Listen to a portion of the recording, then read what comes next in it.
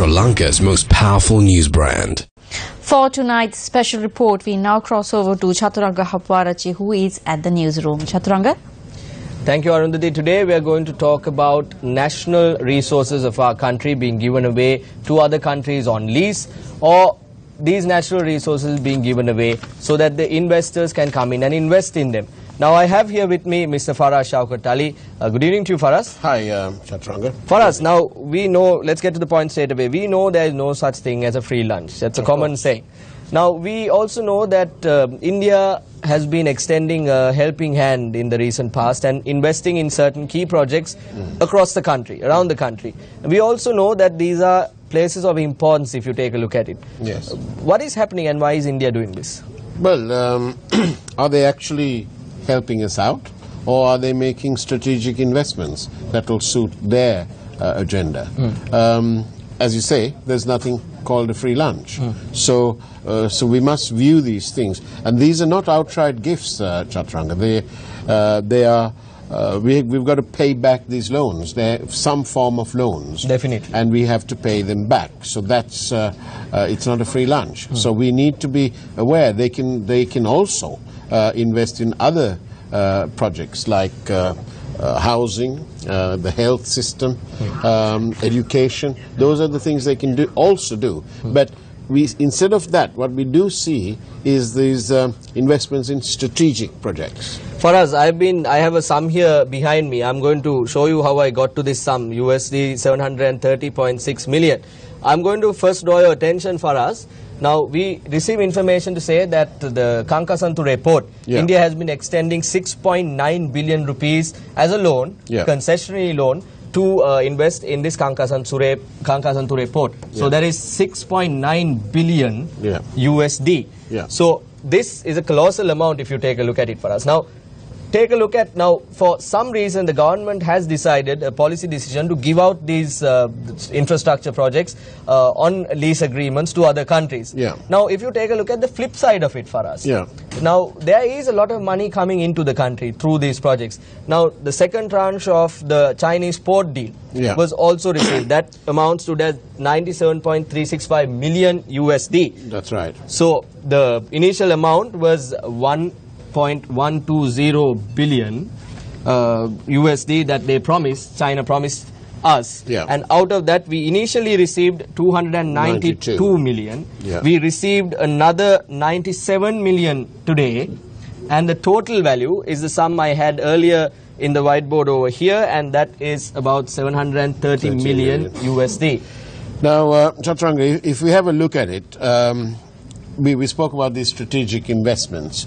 There's Mattala Airport being sold off to India, or Indian interests.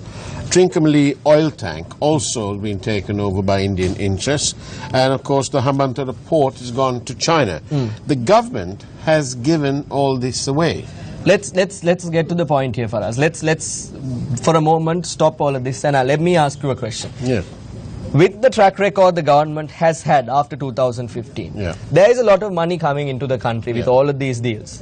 But will they be actually used for the development of the country? Will they be actually used for the development of the people of this country? Can the people have faith in the government?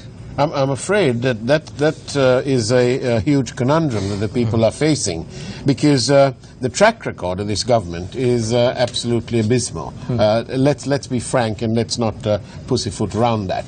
That is the stark reality. There's corruption is endemic, and so on. And we must remember what the governor of the Central Bank of Sri Lanka said. And he was expressing how important it was for Sri Lanka to get this money into our nation's economy.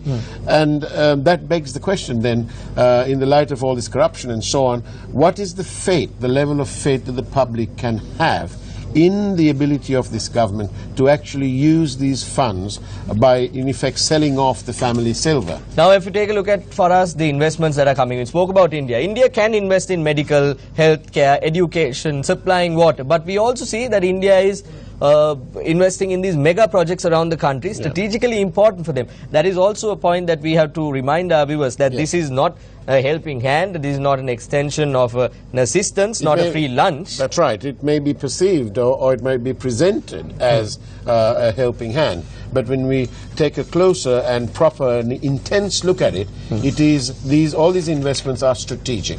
Now for us, moving on, we have had several issues in our country in the recent past. One such issue we had was the power issue, the crisis surrounding the CEB and the PUCSL. Yep. Today we have a report in the Ceylon Today to say, let me quote the article, sinister moves by authorities to sabotage awarding the Kerala-Pittiya 2 combined cycle power project to a local company could cause 204 billion rupees in losses. Now for us, once again we see a situation where a group of individuals or a group of individuals have resulted in the country incurring a loss. Yeah. This seems to have become second nature, unfortunately, all these losses. And these losses are not in lakhs or in millions. It's now gone up several notches, and it's now in the billions. As you know, that infamous bond scandal and so on. It's all in the billions. So it appears that various groups of people, or some people, are being, they enjoy political patronage, but at the cost of the people of this nation. And that's important to bear in mind constantly. With regard to this whole LNG or coal or LNG debate that is there in the public nowadays, we receive a report from the Sunday Times today to say that a Korean-backed project for 1 million tons of LNG a year. Now, if you take a look at the shallow situation pertaining to this article, it's a good story. There we are receiving a liquid natural gas terminal free of charge from Korea. But there is an added clause. Well, and that's precisely the point, and that's what the catch is. Like, all these things have various catches, and this catch here is that we'll be committing ourselves, this nation, to a 20-year contract, a 2 decades contract for the supply of that LNG. Now, Korea, I might stand to be corrected here, but Korea isn't known as a supplier or a manufacturer of LNG. There are other countries around the world that supply their countries like the United States, Russia, Australia, Qatar. These are the countries that actually manufacture, and it begs the question, like the bond where they bought things in the secondary market instead of the primary level, why can't we go to the source? This is a government, for heaven's sake, a sovereign state entering into a contract, and it would make prudent sense and good business sense for us to enter into a contract right at the beginning with the manufacturers. Now, here too we have another problem. What is the Swiss challenge method that everyone is talking about? The Swiss challenge is another way of giving some form of credibility to unsolicited bids, because the person who makes that bid, that offer, has an advantage over all others. It must be challenged by other newcomers and so on. But at the end of the day, the Swiss challenge is usually used for things where there's not much of interest in national assets and so on. And it's not the best way. The best way is to have a proper tender process, a competitive bidding process. Now for us, from time to time, we've seen a situation where the demand for our electricity in our country has been increasing. Now the PUCSL, the Public Utilities Commission of Sri Lanka, has come forward and said by March or April there will be, if the government can't get this generation plan of the CEB right in order to get it running, there will be a situation where we will have to go into power cuts. Indeed. Now there are two other reasons for this as well. There is a repair that is coming in at the Norachole coal power plant, and there is another requirement for a repair to be carried out at the Kalanitissa power plant as well. Indeed. So thereby obviously there is an imminent threat of a power cut being experienced in the near future. We will face challenges to our power supply. Now for us, why I am bringing this up is this reason. Now we know that the CEB and the PUCSL of our country have been having this debate all throughout to say, look, we have this generation plan, and the PUCSL says, look, no, your generation plan is not in accordance with what the government's policy is, so we are going to reject your generation plan. Then the CEB says, no, you can't do that. That sort of argument has been going on. Now for us, we receive information to say that these two gentlemen, Minister Ranjit Siyambalapitiya, Secretary to the Ministry of Power and Renewable Energy, Mr. Suren Batagoda, have taken steps to carry out a revamping at the PUCSL.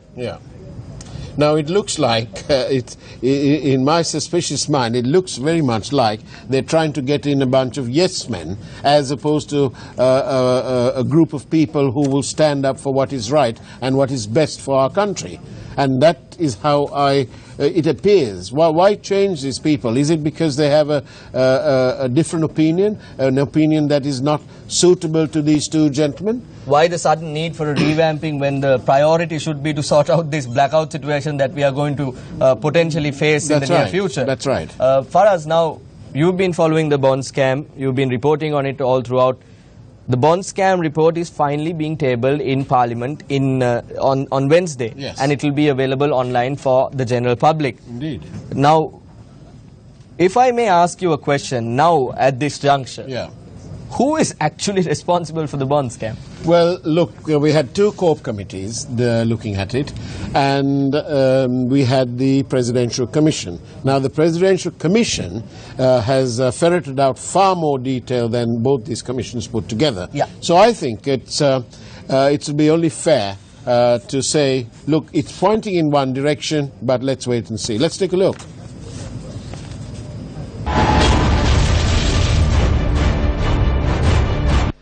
As Prime Minister and leader of the United National Party, is Ranil Wickremesinghe accountable for the bond scam? Who appointed Singaporean national Arjuna Mahendran as the governor of the Central Bank of Sri Lanka? Who took purview of the central bank away from the finance ministry and placed it under himself? When the first bond scam was exposed, who appointed an unqualified and partisan committee to investigate it? On whose instructions did UNP MP Sujeeva Senasinghe seek a court order preventing the release of the report of the Committee on Public Enterprises chaired by D.E.W. Gunasekara? When the Handunnetti Corp report was not favourable to them, who issued instructions for footnotes to be included in the report by the group of UNP MPs? Who was it that extended the term of the central bank governor instead of removing him when allegations of his involvement in the bond scam were revealed? Who was it that informed Parliament that the central bank governor acted on his instructions in bond issuances? The profit earned by perpetual treasuries through trading in bonds amounts to 13,145 million rupees. The loss caused to the Employees Provident Fund, the National Savings Bank, the Mahapola Scholarship Fund and the Sri Lanka Insurance Corporation totals 8,529 million rupees. The total loss caused to the state and the public totals 11,145 million rupees. For us, we see certain ministers attached to the United National Party coming forward to the media and making various statements. We've seen one such minister coming forward and saying, look, when we were doing the election, I was offered 800 million rupees to ensure that the presidential candidate back then, current President Maithripala Sirisena, gets defeated. They make various statements to maybe divert the attention from this whole bond scam report to elsewhere. If you take a look at the track record of the current government for us, what do you have to say? The track record is absolutely abysmal. We've had Sri Lankan Airlines, we've had the bond scam, we've had the Central Expressway Section 3, we've had the other highways engulfed in controversy, and of course we had the coal supply. So, you know, the track record is absolutely abysmal. There's nothing really that we can have hope on anymore. So it's not good. That's all we have from upstairs. It's come to a situation where the people of this country have to wait and see what will happen on Wednesday and what the Bond Commission report will actually reveal. The matters we've been reporting for over 2 years. We report, you decide. Back to the main studio.